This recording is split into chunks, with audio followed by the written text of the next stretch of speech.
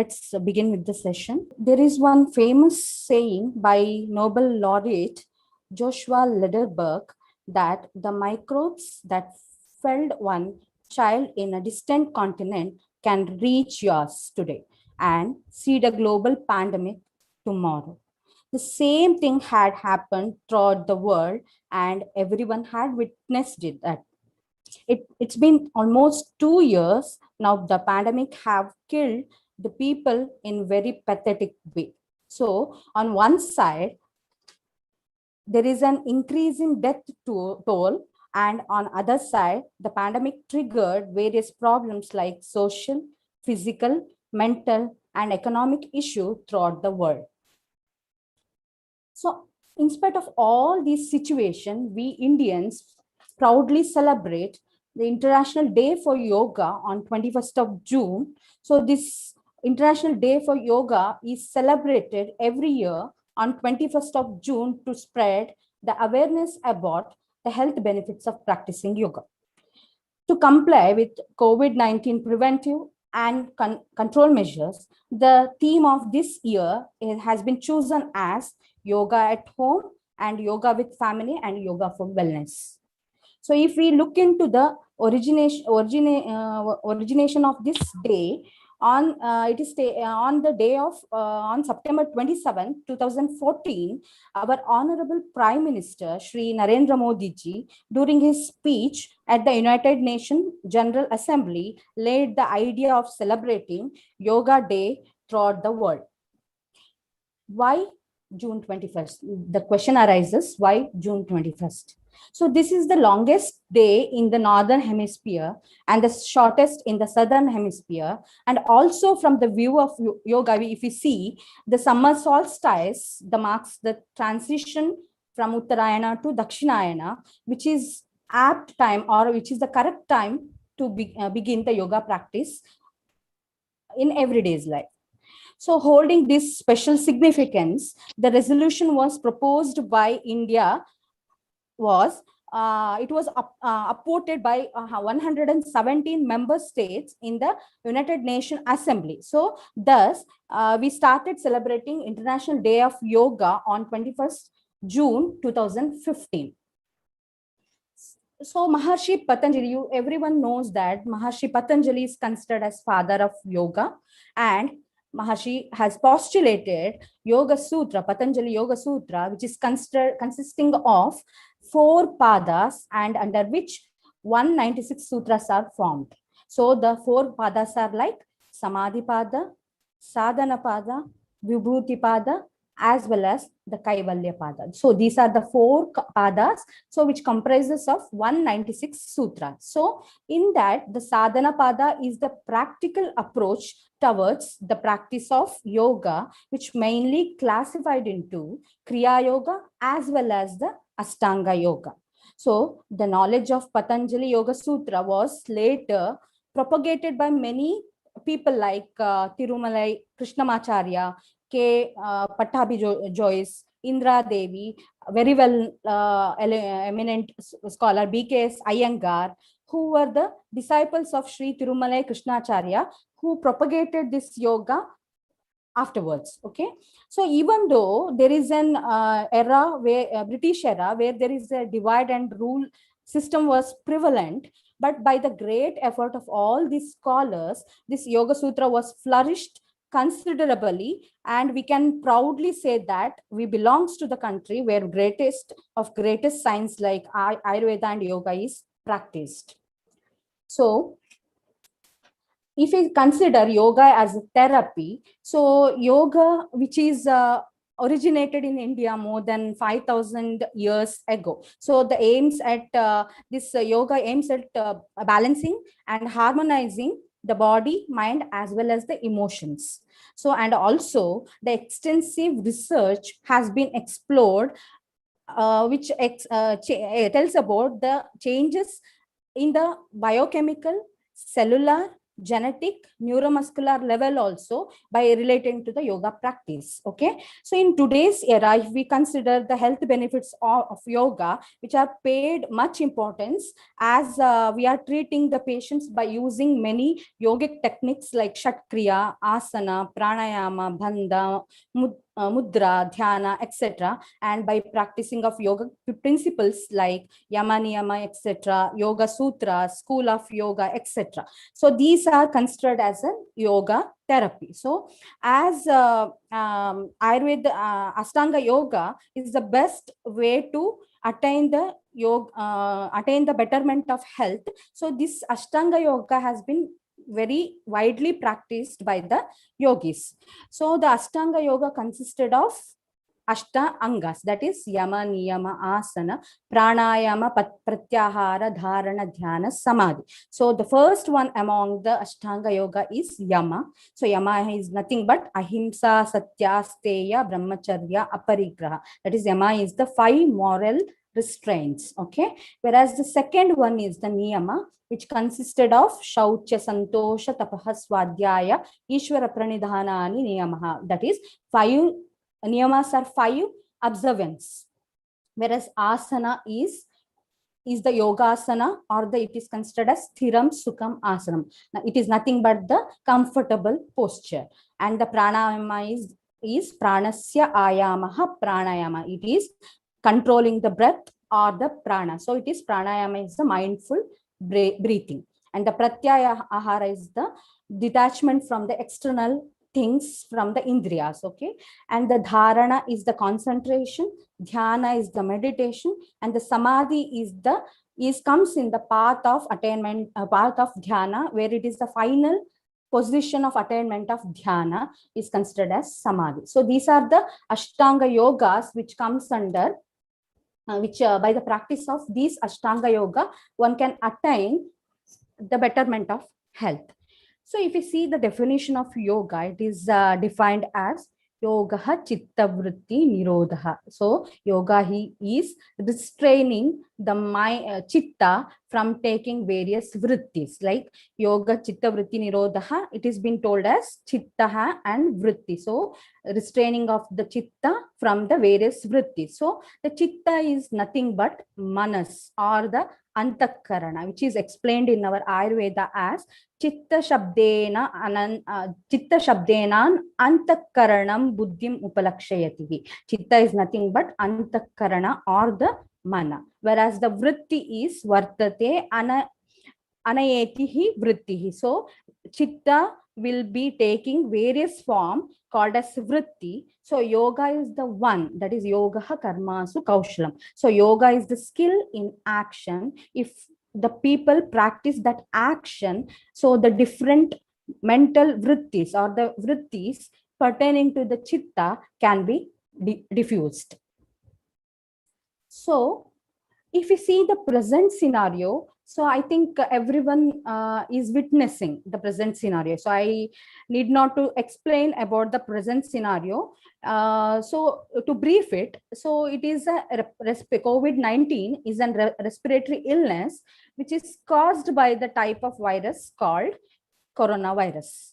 So which was first discovered in China. So later it has become the disaster. So now you can see it has become a big disaster.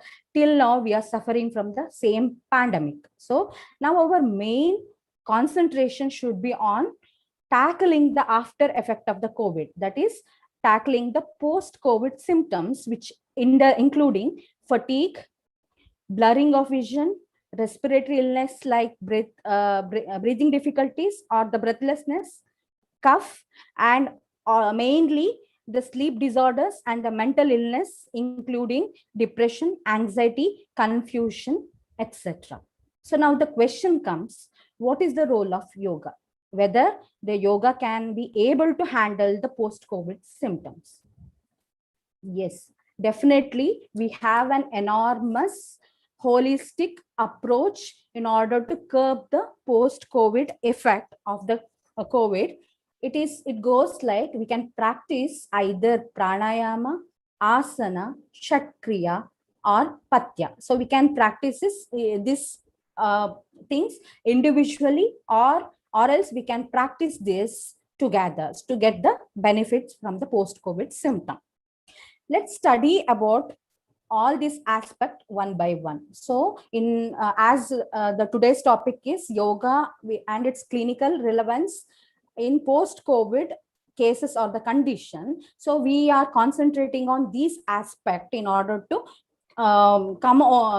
overcome the post-COVID symptoms. Okay, first one is pranayama.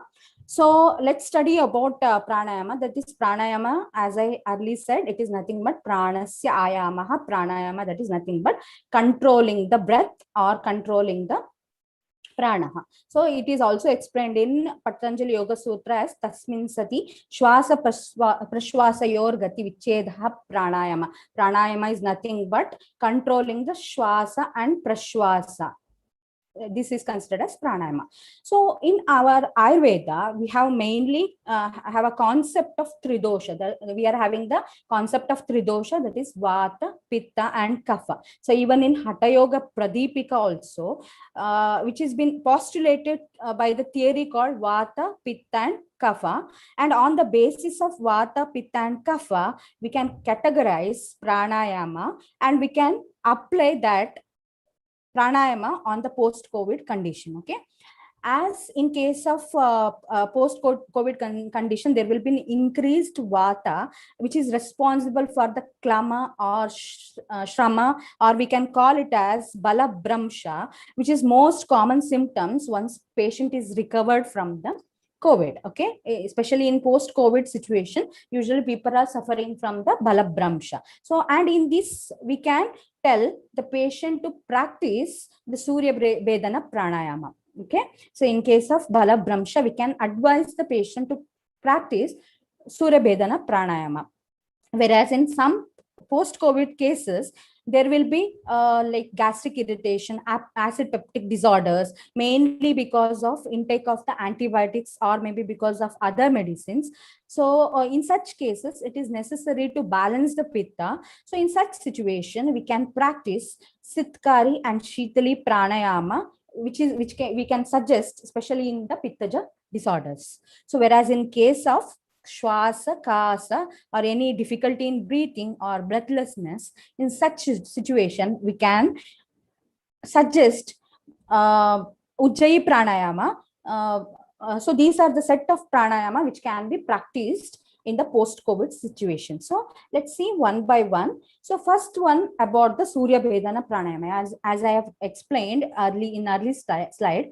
Let's see in detail. So Surya Vedana pranayama, you know the procedure. So we should sit in a Padmasana, Siddhasana, or any other comfortable posture. So we have to attain the Vishnu Mudra, which is shown in the diagram. We have to attain that Vishnu Mudra, and slowly we have to inhale through the right nostril without making any noise. We have to close both the right and left nostril for a while, and then we have to slowly release the air through the left nostril. So we have to take the air from right nostril, and then we have to leave the air from the left nostril. So we have to repeat this process comfortably for a many cycle. Okay, so then the main purpose of Surya Vedana pranayama is to increase the energy and to revitalize the body. As Surya Nadi is stimulated, the energy is automatically built up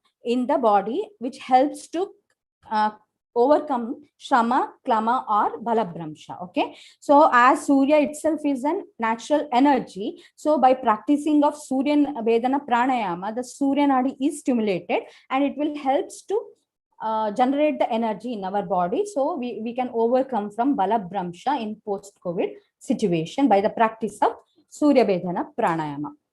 So we have explained in Hatha Yoga Pradipika as well as in Gheranda Samhita also, they have mentioned the benefit of Surya Vedana pranayama as it does the Kapala Shuddhi and it energizes the body, and also it awakes the Kundalini Shakti and it increases the body energy. So by awakening the Kundalini Shakti, we can get the bodily energy, we can attain the energy. So we can overcome this post-COVID Shrama or the Balabhramsha.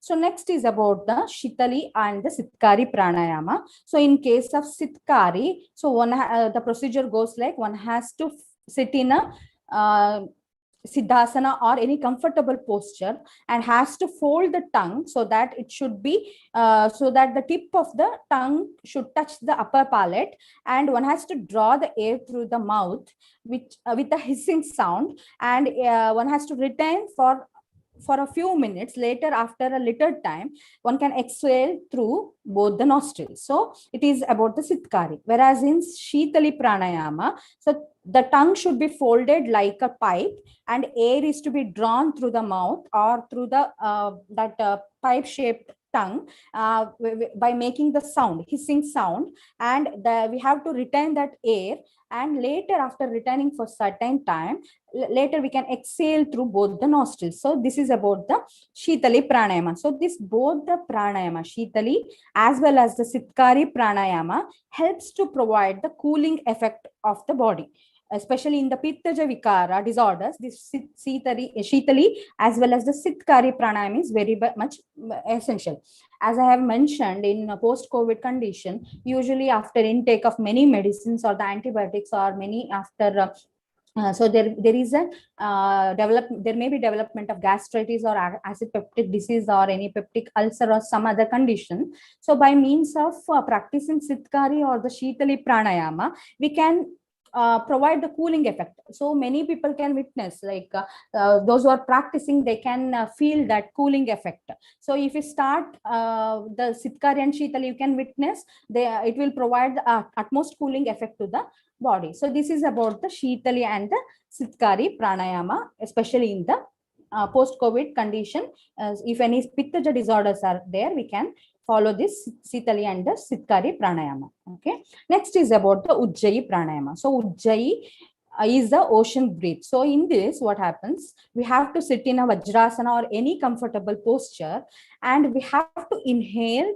through both the nostril uniformly till it has to fill the space between from throat till the Ura Pradesha. So we have to retain the breath from throat till the Ura Pradesha as long as you can, or how much you can comfortably feel, that much breath can be hold. You can hold the breath and slowly exhale through the left nostril by closing the right nostril. We have to like continuous this process in especially in Ujjayi pranayama. There will be we will lock the neck, especially in Ujjayi pranayama, we will lock the neck. So by means of locking the neck, what will happen? The air will not escape. So air will present in between throat and the chest region, Ura Pradesha. So that will help to expand the chest, and there will be sufficient quantity of oxygen concentration present in the lungs. So that will be more beneficial for promoting the strength to the lung. Also, it expands the chest when you inhale, and during the inhalation, there is a particular sound is made because there will be partial closure of the glottis will be there.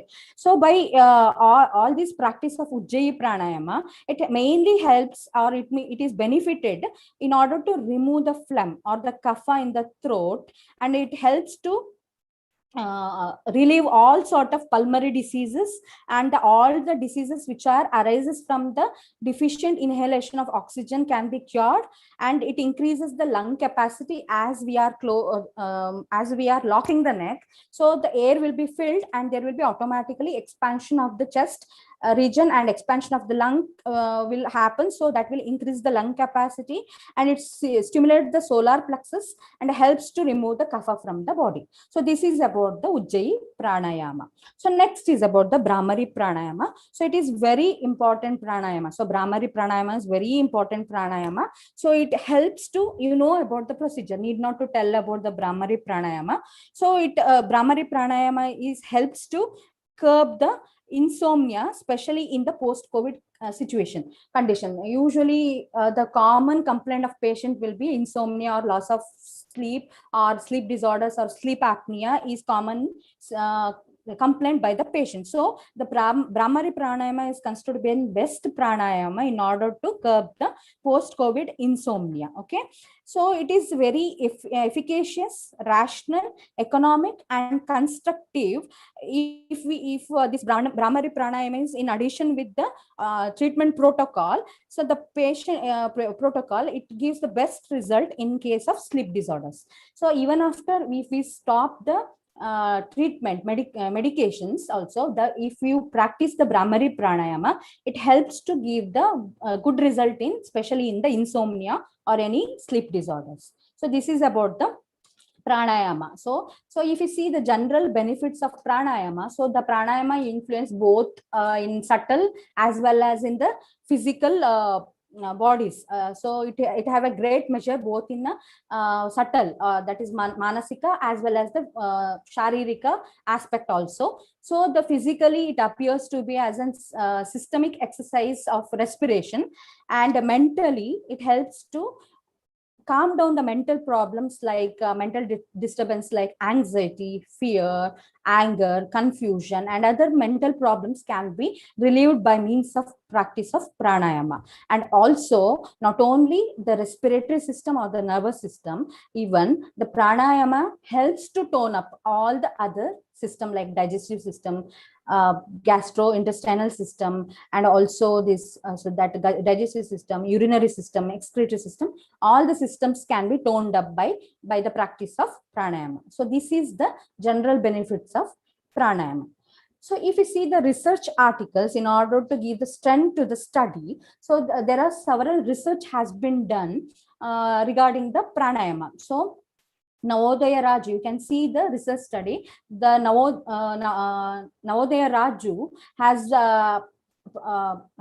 done a research over the effect of pranayama on respiratory system, and P. Shama Karthik and Chandrasekhar and others have done the research over the effect of pranayama and Surya Namaskara on pulmonary function, and M.K. Taneja has done the research over modified Brahmari pranayama in COVID-19 infection. So all these researches, which are done by the eminent scholars, has in the post-COVID patient shown the result that there will be an increased lung capacity. That result has shown the increased lung capacity. There will be increased vital capacity in the lungs, and there will be increased intake of oxygen concentration by the lungs.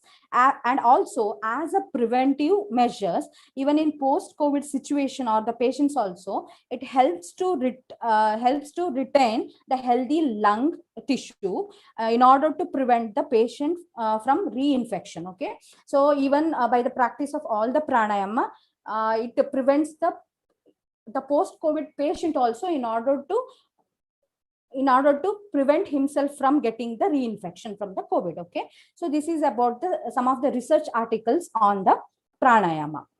So next is about the asana. So asana has been explained as Sthiram Sukham Asanam. So the asana is the posture in which an individuals may stay stably and comfortably for a prolonged period. And also asana explains as asanena rujam hanti. By the practice of asana, one can get rid of all the kind of diseases. So for the better understanding, this asana we can divide into 4 categories. So those 4 categories are like standing posture, sitting posture, supine posture, as well as the prone posture. So based on those categories, certain asanas can be indicated for the post-COVID patients. So let's see what are those postures. Okay, first one is about the standing asanas or the standing posture. So under which we can categorize the Parivritta Tadasana, Trikonasana, and Ardha Chakrasana. So these are the asanas. So I need not to explain about the procedure, how to do the asanas. Everyone is well versed in asanas. So I will not concentrate on explaining the procedure of asanas. So by practice of this standing asanas like Parivritta Tadasana, Trikonasana, or Ardha Chakrasana will generally involves the stretching of the body. You can see in the picture. So generally what people will be like, while doing this asana, will stretch their body. So stretch their body, stretch their upper half of the body, stretch their hands, so where the lungs can be expanded. So by which it helps to increase the lung capacity, and by there will be proper oxygen concentration in the lungs, and that will helps to repair the lung tissue. So by means of standing asana, one can repair the lung, and one can strengthen the lung. And because in most of the standing asanas, there will be stretching as well as the twisting effect are there. So that will result in maintaining the lung capacity. Okay. So next is about the sitting asanas. In sitting asanas, we have categorized Purvottanasana, Ustrasana, and Ardha Matsyendrasana. So where in this, you in picture also you can see. So most of the asanas are where the twisting and stretching effects are done, of the muscles are done. So in this also sitting asanas like Purvottanasana, Ustrasana, and Ardha Matsyendrasana, twisting and stretching of the muscles of the chest, so that we chest region, as well as the expansion of the chest, where which will increases the lung capacity and helps in oxygen intake, and also repair the lung tissue by means of stretching and the twisting effect. Automatically the chest will be expanded, and automatically lung will be expanded, so the oxygen intake will be more, and there will be vital capacity of the lung will be increased, and also the lung tissue get repaired by practicing of this sitting asanas. So next is about the supine position, supine postures like Sarvangasana, Jatara Parivartanasana, and Viparita Karani are the set of asanas which comes in supine asanas, can be practiced. So you can see, so the Sarvangasana, Viparita Karani, Jatara Parivartanasana, what happens in all these asanas, it tones up the organs especially in the chest region, and also it will stretches the muscle of the shoulder region, and also the upper back region. So also it tones up the muscle of the upper chest region, upper region of the chest, as well as the upper shoulder region, so that there will be benefited in the maintaining of the health of the lung. So this asana can be done where the body, when the body is tired. So especially these asanas can be done when the body is tired, or body is in shrama or klama. By the continuous practice of all these asanas will relaxes the mind, even after the if not only in COVID situation, but also in other situation also. If you practice this asanas, if you are if you are tired, by the continuous practice of these asanas will relaxes the mind. Okay, you can see both the Sarvangasana and Viparita Karani. So it usually calms up the benefits of the Sarvangasana and Viparita Karani is like, it calms up the brain, and it relieves the stress and mind. It helps in relieving the depression. As you are staring at one point in this Sarvangasana as well as in Viparita Karani, and also the neck part is being compressed, so has been compressed, so there will be increased circulation towards the brain will occur. So in Sarvangasana and Viparita Karani, the increased circulation towards the brain will go. So that's the reason why it helps to regenerate the brain cell and helps to calm up the mind. Okay, so this is about the supine asanas, that is Sarvangasana, Jatara Parivartanasana, and the Viparita Karani. So next is about the prone asana. So you are very familiar with all these asanas. So like Bhujangasana, Shalabhasana, and Dhanurasana, which are very much practiced even in our day-to-day life. So basically this prone asanas like Bhujangasana, Shalabhasana, as well as the Dhanurasana, it stretches the muscles of the chest region, and thereby it increases the circulation and retain the functioning of the lungs. See, in most of the asanas, there will be stretching effect of the chest or the lung cavity. So where it helps to increase the oxygen retention or oxygen concentration in the lungs, and helps to repair the lung tissues. In most of the asanas, usually it affects on the lung tissue. Okay, so this is about the asanas. So if you see the general benefits of asanas, it goes like the asanas helps in increasing the blood circulation throughout the body, and it helps to improve the function of all the bodies, all the bodily system, and it helps to regulates the hormonal balance, and it will increases the muscular tone and the elasticity, and it helps to maintain the strength of the body. It helps in increasing the bone density, and as well as to mineralize, helps in mineralization, and it helps to improve the concentration as well as the memory power, so the student can practice this asanas, and it helps to maintain the proper digestion and elimination of the doshas. So this is about the general benefits of the asanas. If you see the research study of the asanas, so the research study has been done, the effect of regular yoga practice on respiratory regulation and exercise performance, and Nagendra HR has done the yoga for COVID-19, the research study, and Gopala Krishna Pal and Nivedita Nanda from Jipmar, Pondicherry, has done research on asana in prone posture, and slow pranayama can prevent the respiratory compliances in the COVID-19 patients. So based on all the research, the result has been has shown that all the asanas will regulate the respiration, and these asanas shown considerable increase in the functions of the lungs, as well as also especially the prone position asanas are helps to increase the oxygen supply, especially to the anterior portion or the anterior lobe or the anterior part of the lung, because in most of the COVID cases there will be more damage, especially to the anterior part of the lung. So in most of the prone positions are proved to be very much beneficial in order to increase the oxygen supply, especially to the anterior portion, and helps to regain the lung function and helps to regain the healthy lung. Okay, so this is about the research articles about the asana.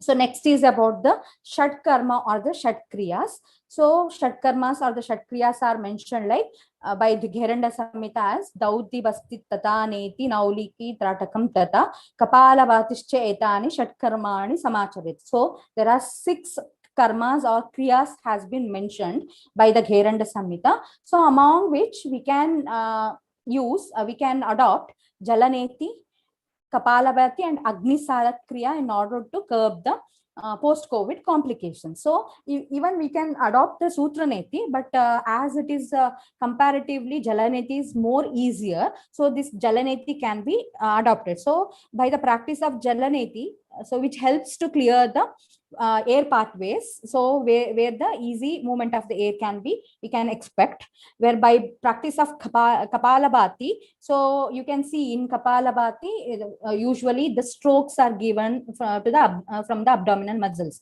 So usually what happens, it will stimulate the internal organs, especially the abdominal as well as the chest organ, because usually when the strokes are given, these abdominal muscles push the diaphragm up by the pushing effect of the diaphragm. So this put the pressure over the lungs, and the lung or the chest cavity will expand again. So that will in turn helps to repair the lung. And also by practice of Kapalabhati, it refreshes the brain and also calms the mind, especially in the post-COVID cases, especially there will be like confusion, anxiety, depression, etc.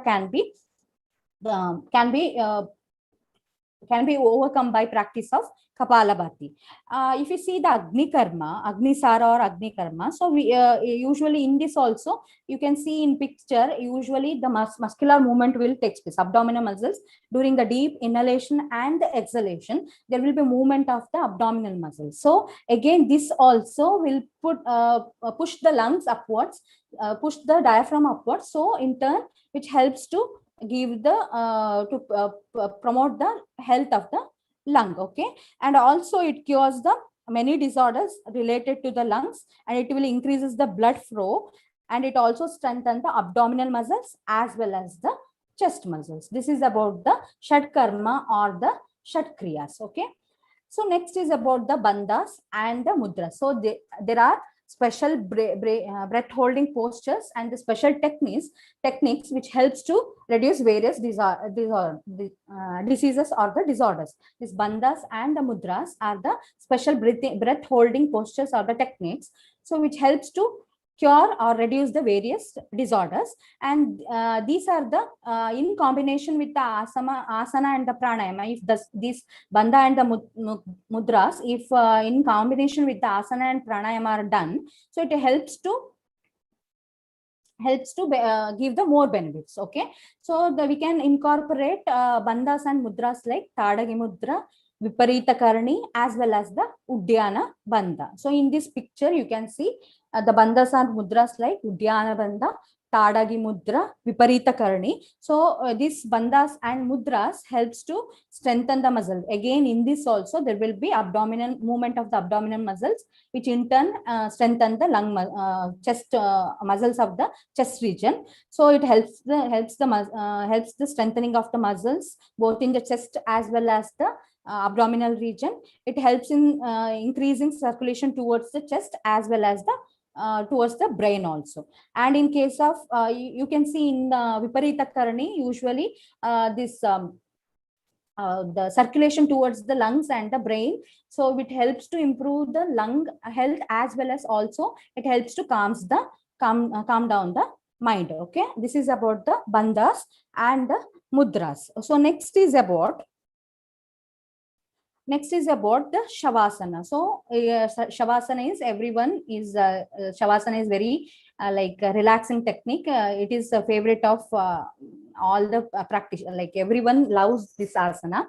So but even though it is very easy, but it is very important asana, Shavasana, because usually even though if you practice bandhas, mudras or asanas, but if you don't practice Shavasana, it won't give much result. Okay, you can't expect much result unless if you don't practice Shavasana. So after the practice of yoga asanas or mudras, bandhas or pranayama or anything, Shavasana is very important. Okay, so this Shavasana helps to increase the mental health and the awareness. It helps to balance the doshas in the body. It relieves the muscle tension. It helps to reduce the insomnia or any sleep disorder or sleep apnea can be overcome by the practice of Shavasana. Not only this, even the other disorders like high blood pressure, and also in case of diabetes also we can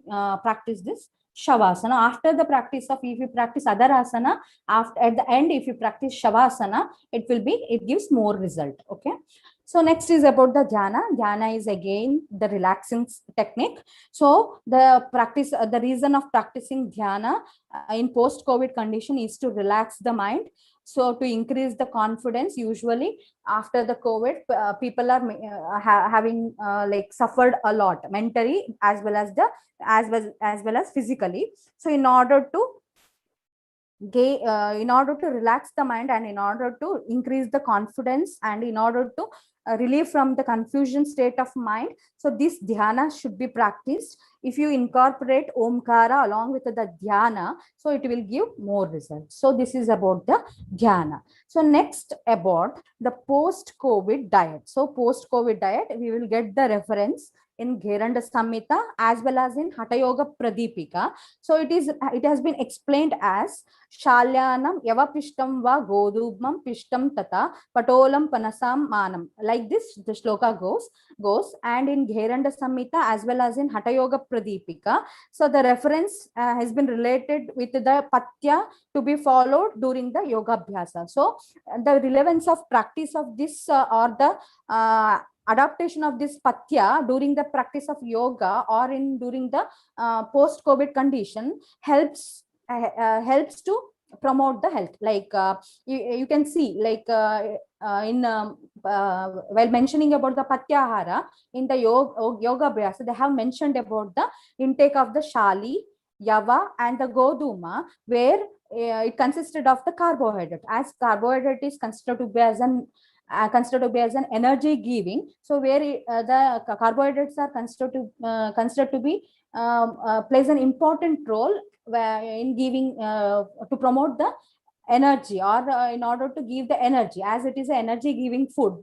So it incorporate the energy by the consumption of this all the Shali, Yava and Goduma helps to gain the energy, because already Balabramsha will be there. By means of intake of all this will incorporate or will promote the energy. And next is about has explained about intake of the mudga. Again, in this the protein is supplemented. We can give the supplementation of the protein, which is a bodybuilding. So there is a, as body is debilitated after the post-COVID condition, so mudga can be prepared. So various preparation of this, all the above mentioned dravyas can be prepared. So, and also they have mentioned about the panchashakas like balashakam, patolam, adrakam, etc., green leafy vegetables, etc., which helps in post-COVID condition, even not only in post-COVID situation, but also in COVID, people who are suffering from COVID also can adopt this. So as it is having an anti-infective property as well as the antioxidant effect, so it helps to promote the health by consumption of all these things. Even in Ayurveda also we have mentioned about the Nitya Kshira Gritabhyasa. So as in Achara Rasayana we get the reference about Nitya Kshira Gritabhyasa, and also in Nitya Sevaniya Dravyas also we have we get the reference about the intake of the Kshira and the Grita together. Grita. So by consumption of this Nitya Kshira Grita Abhyasa, as itself is a rasayana, so it helps to give the energy to the body of the post-COVID patient. And also madhu also can be helpful in post-COVID situation, like as it is kafahara, it does the lekan of the kapha. It helps to get rid of kapha disorders, like if any breathlessness or any cough, any other situation is there, madhu is most benefited. And also it is having an anti-inflammatory property and antibiotic property. So this madhu can be used in our day-to-day life. Not only these also the Nitya Sevaniya Dravyas, which are explained in our Ayurveda, can be adopted during the post-COVID situation. And we have to try to give the balanced diet, because this patya plays a very important role in order to overcome the post-COVID symptoms. So the patya plays a very important and vital role in order to get rid of this post-COVID symptoms. So next is about the research articles. So in this research article, we can see the Pal GK has been done the research on effect of pranayama on cardiovascular health, which shows the result that pranayama is a controlled or regulated your breathing practice. So it solves the breathing techniques in pranayama, causes the comprehensive changes in the body physiology by controlling the autonomic nervous system, and also it regularize the rate and pattern of breathing. So this is about one study, and by Gangadhar B and others have done the research which shows the result like yogic practice is in a healthy volunteers was found to be give the result in increase in wellness and a reduction in the stress, depression and anxiety, and improve in both physical and psychological and social domains also. Not only in the healthy volunteers, but also this yogic practices can be done in the post-COVID situation in order to maintain the physical as well as the psychological and emotional health of the person. So in another study like by Srivastava and others has been shown that the vibration created in Brahmari Pranayama have a soothing and calming effect on the mind and could play a vital role in improving the mental as well as the physical health. And by another study by Ashwati S. Unnikrishnan, so it shows that the yoga also results in improvement in physical exercises, behavioral changes, and the dietary practices, in addition to its effect on relaxation as well as the stress management. And another study by Bhavani AB shows that chanting the Om mantra resulting in stabilizing of the brain, removal of the negative thoughts, and increases the energy and improvement in the mental relaxation and other physical relaxation also. So by means of chanting Om along with like our day-to-day life, it helps to promote all the health. Okay, so next about one study about the meditation. It has been shown that meditation has shown to cause physiological changes in the brain and mediator experience beneficial psychological effects such as faster reaction to the stimuli and also less prone to various form of stress. By means of practicing of meditation helps to get rid of various form of stress, and it increases the faster reaction to the stimuli. And also one more study shows that yoga therapy also results in increasing the immunomodulation or increasing the immunity of a person. And one more study, the application of standardized yoga protocol as a basic for the physiotherapy recommendation in treatment of sleep apnea. So the application of yoga protocol or the practice helps to relieve the sleep apnea or the sleep disorders. Okay, so this is about the research studies on the various yoga practices. So before concluding, before ending, so I would like to tell, so everyone should make yoga as a part of your routine. So it should not make compulsory. So voluntarily one should accept the yoga in their day-to-day life in order to get the healthy benefit. So, and also we have to develop the positive attitude towards yoga as well as the meditation. And yoga has a great potential in preventing and managing the chronic diseases, and yogic lifestyle can make an appreciate contribution to improve the health of our population. And yoga has a potential to prevent progression of diseases if it is practiced in early part of the life. It helps to prevent progression of the disease, or sometimes it may cure the disease. And also if the all this dhyana, asana, pranayama are practiced together, it will helps to reduce the stress, and also it activates the alpha waves in the brain, which helps to soothe the brain and helps to calm the mind. And usually what happens, yoga, we will consider in case of prevention, we put yoga in a primary or the primordial prevention. But in case of post-COVID situation, so we can put yoga practice of yoga in the category of tertiary prevention, where we can do the disability limitation as well as the rehabilitation by means of practice of yoga.